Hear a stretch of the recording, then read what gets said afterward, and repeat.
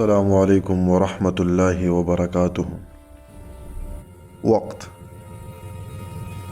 یہ وہ طاقت ہے جو تخت کو مٹی اور مٹی کو تاریخ بنا دیتی ہے۔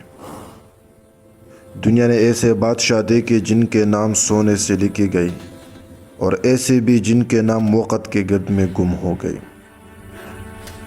مگر کچھ نام ایسے ہوتے ہیں جو تلوار سے نہیں انصاف سے زندہ رہتے ہیں۔ آج ہم آپ کو جس بادشاہ کی کہانی سنانے جا رہے ہیں وہ صرف سلطنت عثمانیہ کا حکمران نہیں تھا، وہ اپنے وقت کا ضمیر تھا۔ وہ تھا سلطان مراد۔ سلطان مراد کا محل بلند ضرور تھا مگر اس کا دل اس سے کہیں زیادہ بلند تھا۔ وہ ایسا بادشاہ نہیں تھا جو صرف تخت پر بیٹھ کر حکم دیتا، بلکہ ایسا حکمران تھا جو اللہ کے حضور جوابدہ ہونے کو ہر وقت یاد رکھتا۔ رات کی آخری پہر جب پورا شہر سو جاتا، سلطان مراد جاگتا رہتا۔ وہ کہتا تھا، مجھے ڈر ہے اس دن سے جب اللہ پوچھے گا، مراد تیری سلطنت میں کوئی مظلوم تو نہیں تھا؟ ہر عظیم بادشاہ کے ساتھ ایک ایسا انسان ہوتا ہے جو اسے حق یاد دلاتا ہے۔ سلطان مراد کے لیے کردار ادا کرتا تھا ابراہیم پاشا۔ وہ صرف وزیر نہیں تھا، وہ سلطان کے آنکھ، کان اور دل تھے۔ سلطان اکثر کہا کرتا، ابراہیم، اگر میں کبھی ظلم کے قریب جاؤں تو سب سے پہلے مجھے روکنا۔ اور ابراہیم پاشا خاموشی سے کہتا، حضور میں خاموش رہ گیا تو قیامت کے دن بول نہیں سکوں گا۔ ایک دن جب سورج ڈل رہا تھا اور شہر اپنے مصروفیات میں گم تھا، ایک بوڑھی عورت محل کے دروازے کے قریب بیٹھی رو رہی تھی۔ اس کے آنکھوں میں آنسو نہیں، انصاف کی بھوک تھی۔ وہ کہہ رہی تھی کہ اس شہر میں کوئی ایسا ہے جو میری بات سلطان تک پہنچا دے، مگر طاقتوروں کے شہر میں کمزور کی آواز اکثر دیواروں سے ٹکرا کر مر جاتی ہے۔ اسی شام سلطان مراد محل کے بلکونی میں کھڑا تھا۔ اس کی نظر اس عورت پر پڑی۔ سلطان نے پوچھا، یہ کون ہے جو دربار کے سائے میں رو رہی ہے؟ محل کے خادم خاموش ہو گئے۔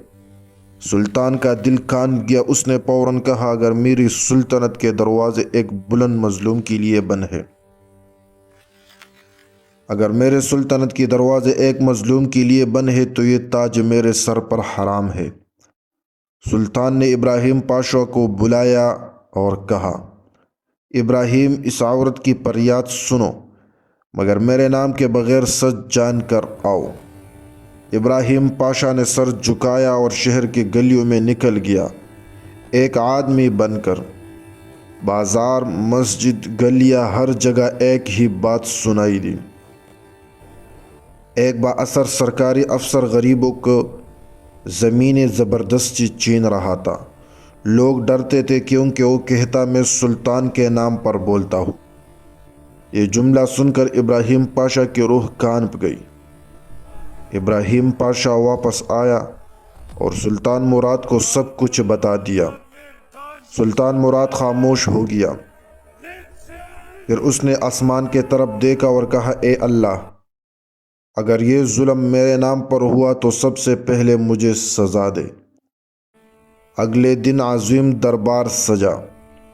وہ افسر بلایا گیا جو کل تک اکڑ کر چلتا آج کانپ رہا تھا۔ سلطان نے ایک ہی سوال کیا، کیا تو نے کسی پر ظلم کیا میرے نام پر؟ افسر خاموش رہا۔ یہ خاموشی اس کا جرم بن گیا۔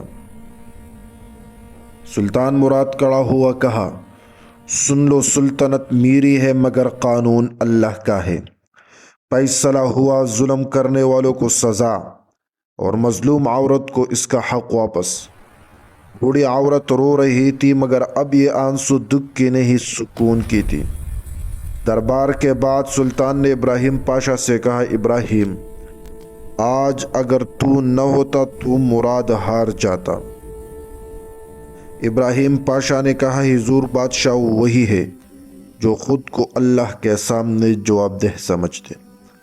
وقت گزر گیا، سلطنت بڑی جنگیں جیتی گئی، مگر تاریخ نے سلطان مراد کو ان فتوحات سے نہیں پہچانا۔ تاریخ نے اسے پہچانا اس ایک فیصلے سے۔ آج بھی جب ظلم بڑھتا ہے تو تاریخ پوچھتی ہے کیا کہیں کوئی سلطان مراد باقی ہے؟ اور جب کوئی سچ بولتا ہے تو لگتا ہے ابراہیم پاشا ابھی مرا نہیں۔ ایک بات ضرور یاد کر لیجئے، سلطنتیں تلوار سے نہیں انصاف سے زندہ رہتی ہے۔